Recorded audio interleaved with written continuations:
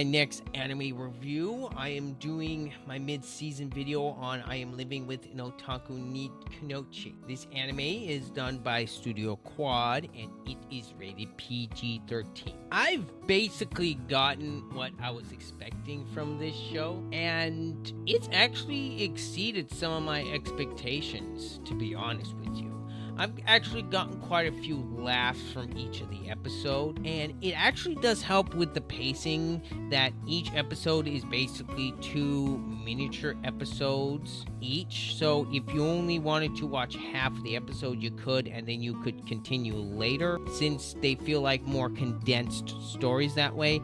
With this type of story, it actually does help because overall there's really not much of a major overarching plot, since this is a harem slice of life gag anime. For what it is with the story structure, I think this is a very decent show. It's not one of the best of the season by any stretch, but this show is a lot better than I was expecting. The writing is pretty good and the characters are likable. You of course got your normal anime harem trope characters. They're all here. If I would have to pick a couple favorite characters so far, I would have to pick Hina as one of my favorites, and then the same with Sizura, because of course her being an otaku and her wanting to game, that actually gets quite a few chuckles out of me. And then Hina just for being an adorable, innocent, sweet little muffin that you just want to hug and keep safe. The rest of the characters so far I thought was fine.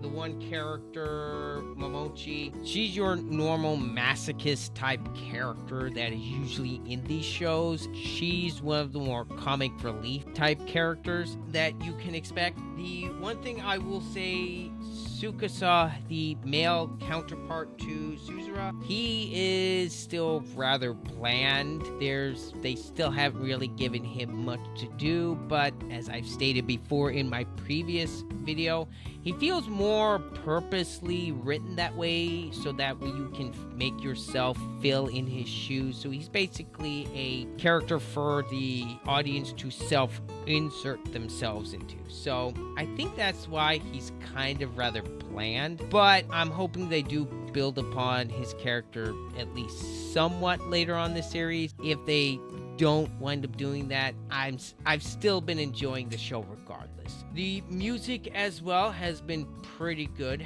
The opening is fine. It's not terrible or anything. The ending, although I do enjoy more than the opening, and overall the action is decent. Same with the animation.